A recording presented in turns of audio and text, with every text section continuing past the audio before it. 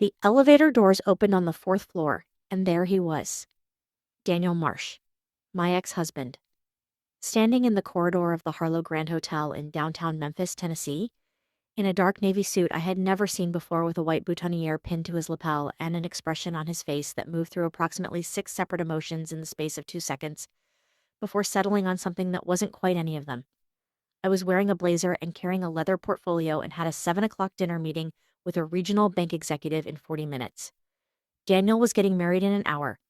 We stared at each other in the corridor while the elevator doors closed behind me. Then Daniel said my name, Mia, and I said, "Congratulations." And that was the moment I understood that the year I had spent rebuilding my life after our divorce had produced something I genuinely had not expected. I was completely fine. My name is Mia Kowalski, and I'm 33 years old. I was married to Daniel Marsh for 4 years before the marriage ended on a Tuesday afternoon in February, when Daniel sat down across from me at our kitchen table and told me he had fallen in love with someone else. Her name was Amber. She was 28.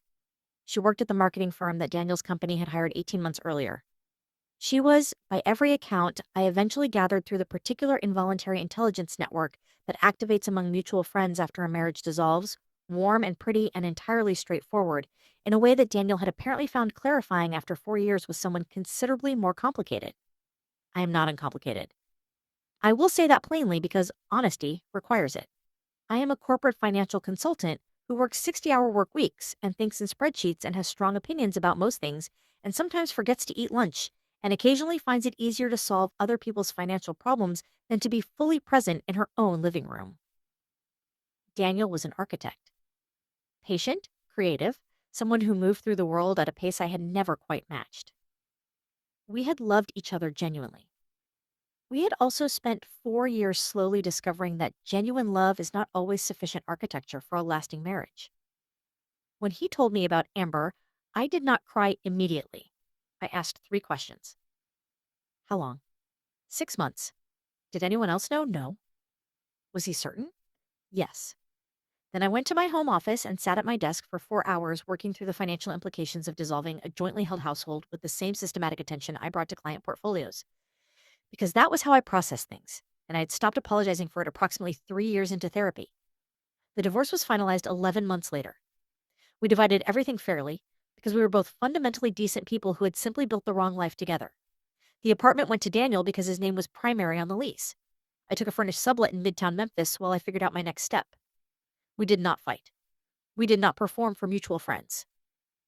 We simply stopped being married and began the slow work of becoming whatever came after. What came after, for me, was a year of the most productive professional work of my life. I know how that sounds. I know the expected narrative is grief followed by growth, followed by some transformative moment of personal clarity. And those things happened. I went to therapy twice a week. I called my mother more. I ran 5 miles every morning because my body needed somewhere to put the energy that had previously gone into managing a shared life. But the truest thing I can say is this. When the marriage ended, I discovered that I had been managing my own restlessness for years inside a relationship that required me to be smaller than I actually was. Not because Daniel asked that of me. Simply because sharing a life with another person requires compromises. And I had been making mine in the direction of my ambitions for so long that by the time the marriage ended, I had a significant amount of professional momentum that had nowhere to go except forward. I let it go forward. By the end of the year, I had taken on 3 major new clients, been offered a junior partnership at my firm, and been invited to present at a regional financial conference being held at the Harlow Grand Hotel in downtown Memphis on the 14th of October. I accepted all 3. I did not immediately register the date. My assistant Claire noticed it. She was updating my calendar in September when she stopped typing and looked at me across the desk with the particular expression assistants develop when they have information their employer may not have fully processed. October 14th, she said. I looked up from the report I was reading. The conference, I said. Yes, she paused. Is that? Do you know what day that is? I thought about it for a moment. Then I understood. October 14th had been my wedding anniversary with Daniel, 4 years of it. The date was chosen because it fell in the center of autumn in Memphis when the city was at its most beautiful, and Daniel had always loved October light on the river. I know what day it is, I said. Claire watched me carefully. I'm fine, I said, and I meant it. Book the hotel. She booked the hotel. What neither of us knew at that point was that Daniel had also chosen October 14th for his wedding to Amber. I found that out 3 days before the conference when a mutual friend named Priya called me with the careful voice people use when they are delivering information they believe might be unwelcome. I thought you should know, Priya said, before you potentially ran into. I mean, I don't know if they're using the same. The Harlow Grand, I said. A pause. Yes, Priya said. I sat with that for a moment. Daniel had chosen October 14th to marry Amber. He had chosen the Harlow Grand, the hotel where we had spent our own wedding night, the hotel where we had celebrated our first anniversary, the hotel where Daniel had proposed to me 4 years earlier over dinner in the rooftop restaurant on a Tuesday evening in October when the Memphis skyline was reflected in the river below. He had chosen all of that for his second wedding. I thought about what that meant for a while. Then I thought about my conference presentation, which was on the topic of strategic portfolio restructuring and was scheduled for 9 o'clock Saturday morning and represented 6 weeks of preparation. I called Priya back. I'll be fine, I said. Thank you for telling me. You're sure? I'm presenting at 9 a.m. I said, I'll be completely fine. And the strange thing was, I was telling the truth. I arrived at the Harlow Grand on Friday afternoon. The lobby was beautiful in the way Grand Hotel lobbies are beautiful. High ceilings, warm lighting, the particular hum of a space where many different lives are briefly intersecting before dispersing back into their separate trajectories. I checked in efficiently, went to my room on the 4th floor, unpacked my presentation materials, reviewed my notes, and ordered room service because I had a 7 o'clock dinner meeting with Thomas Reeves from Southeastern Regional Bank and needed to eat before it. I was standing at the window looking out at the river when my phone buzzed. A text from Priya. Just so you know, the wedding is in the Magnolia Ballroom, 4th floor, south wing. Dinner reception starts at 7. I looked at the text. Then I looked out at the river. The conference dinner was in the Harlow restaurant, 4th floor, north wing. Daniel and Amber would be 40 meters down the same corridor. I stood at the window for a moment. Then I put my phone in my bag, picked up my portfolio, and went to meet Thomas Reeves. The elevator opened on the 4th floor. And there was Daniel, navy suit, white boutonniere. 6 separate emotions crossed his face in 2 seconds. I had a portfolio under my arm and 40 minutes until dinner and the particular focused calm of someone who had spent a year building something solid enough to stand on. Mia, he said. Congratulations, I said. We stood in the corridor for a moment. He looked different than the last time I had seen him, which had been at the mediator's office 11 months earlier, signing final paperwork. Not older exactly, just settled in a different direction. The way people look when they have made a decision and stop second-guessing it. What are you? He started. Conference, I said. I'm presenting tomorrow morning. He absorbed that. I didn't know you were. I didn't know you were here either until 3 days ago. I paused. Priya called. He closed his eyes briefly. Of course she did. She was being kind. I said, she thought I might need a warning. He looked at me. Did you? I considered the question honestly. No, I said. But I appreciated the thought. Daniel looked at me for a long moment with an expression I recognized. The one he wore when he was trying to understand something that wasn't behaving according to his expectations. You're really okay, he said. Not a question. I really am. He seemed slightly unsettled by that, which I found gently interesting. You look good, Mia, he said finally. You do too, I said. Go get married, Daniel. He almost smiled. Then he walked down the corridor toward the south wing, and I walked toward the north wing, and the elevator doors between us closed, and I continued to my dinner meeting with Thomas Reeves, feeling exactly as I had told Priya I would feel, completely fine. Thomas Reeves was 62, silver-haired, with the particular directness of someone who had spent 4 decades in regional banking and had stopped being interested in preamble sometime around 1995. He was also unexpectedly funny. The dry, understated kind of funny that reveals itself slowly over the course of a dinner and gets better as the evening progresses. We talked for 3 hours. Not exclusively about business, though the business conversation was substantive and productive and resulted in a follow-up meeting scheduled for November that I was genuinely excited about. We talked about Memphis, about the river, about the particular challenge of regional financial institutions navigating a market that increasingly rewarded scale over relationship. Thomas had been in banking long enough to remember when knowing your clients personally was considered the foundation of the business rather than a charming anachronism. You're different from most consultants I meet, he said at one point. How so? You listen more than you talk. I smiled. That surprises people. It shouldn't, he said. It's the most useful skill in any room. Around 9:30, the sounds from the south wing corridor filtered faintly through the restaurant. Music, the particular elevated noise of a reception in full swing, someone laughing too loudly, the way people laugh at wedding receptions when the champagne has been flowing for 2 hours. Thomas glanced toward the sound. Wedding tonight, he said. Someone mentioned it at check-in. Yes, I said. He looked at me. Something in my tone had been fractionally different, not much. But Thomas Reeves had spent 40 years listening carefully. Someone you know? He asked. I considered whether to answer. Then I said, my ex-husband. Thomas was quiet for a moment. And you're here, he said, at the same hotel. Presenting at the conference, I said. I didn't know about the wedding until 3 days ago. He nodded slowly. How are you doing with that? The question was direct and genuine in the way Thomas was direct and genuine about everything. Not prying, just asking. Better than I expected, I said honestly, which itself surprised me. Why? I thought about how to answer that, because a year ago I would have assumed this situation would be devastating. I said, and it isn't. Which means I've changed more than I realized. Thomas refilled his water glass. That's usually how you find out, he said. You discover who you've become by seeing how you handle things you thought would break you. I looked at him. That's very wise, I said. I'm 62, he said pleasantly. It took a while. We finished dinner. Walking back through the fourth-floor corridor toward my room, I passed the south wing without stopping. The music was still audible. Something is slow now, dancing music. I walked past without looking. My presentation the next morning went well. Better than well. The room was full. 43 financial professionals from across the region. And the material was strong, and I had prepared for 6 weeks. And the combination of those things produced the particular, clear, focused energy that arrives when preparation meets an audience that is actually engaged. I finished to sustained applause and 3 business cards pressed into my hand before I reached the exit. Afterward, I sat in the hotel restaurant alone with coffee and my notes, making follow-up lists and feeling the particular clean satisfaction of work done well. The morning light came through the restaurant windows at the angle October light comes through Memphis windows. Warm, amber, the specific quality that Daniel had always said made the city worth staying in. I had stayed. He had stayed too.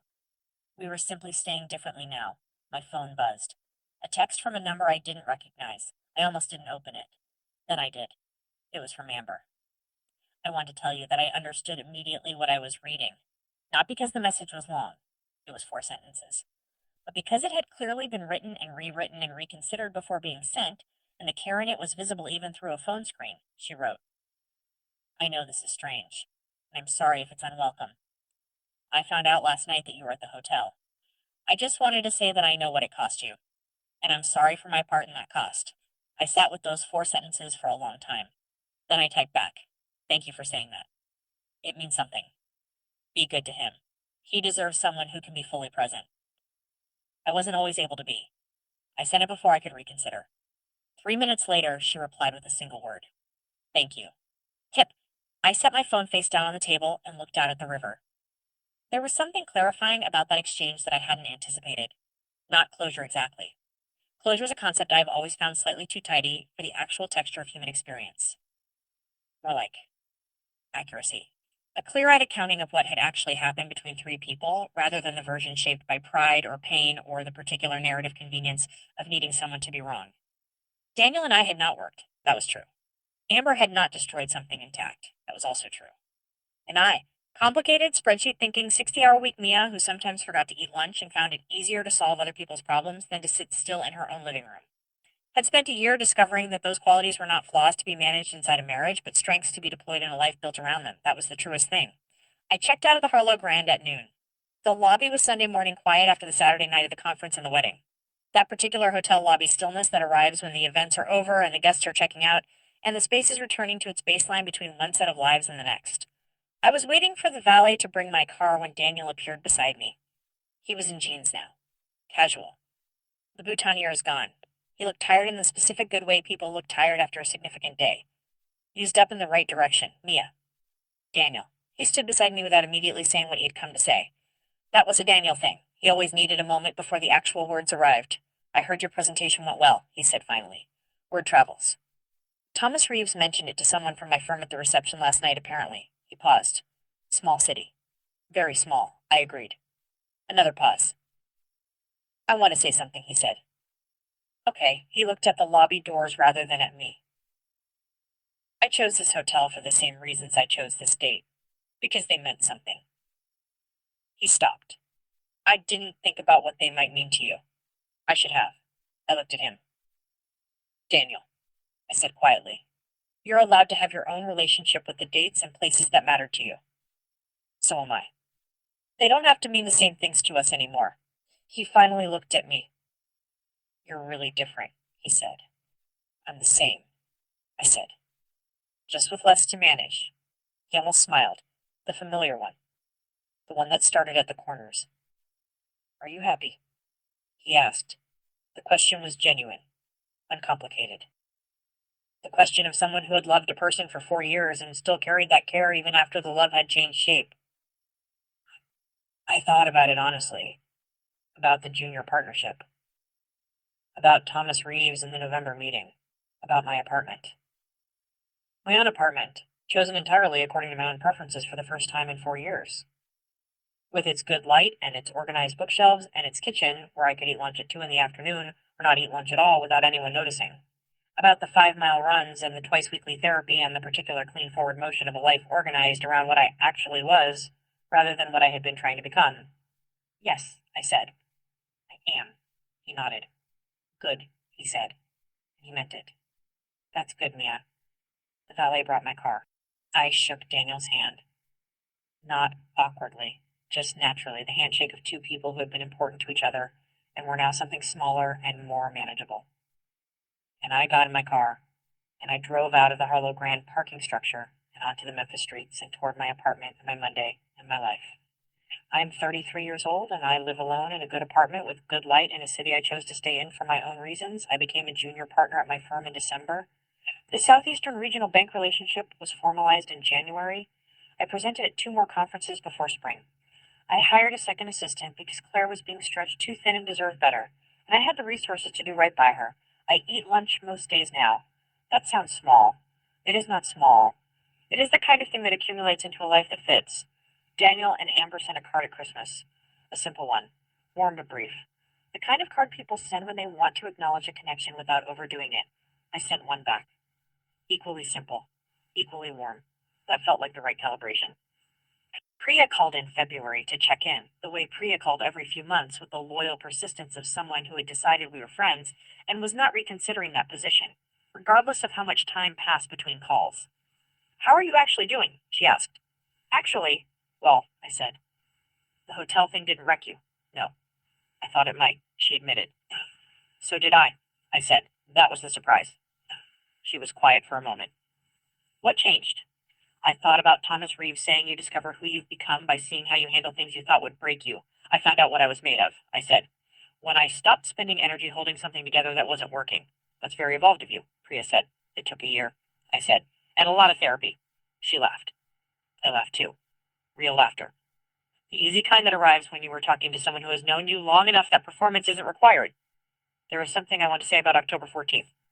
It is a date that meant something to me for 4 years, and it meant something different for one very specific Saturday, and now means something else entirely. Something quieter and more accurate and considerably more mine. It is the date I stood in a hotel corridor in a blazer, carrying a leather portfolio, and told my ex-husband congratulations, and meant it without effort. It is the date I had dinner with Thomas Reeves, and talked for 3 hours about work I genuinely loved. It is the date I received a 4-sentence text from a woman I had never met and responded honestly and felt better for it. It is the date I found out I was completely fine.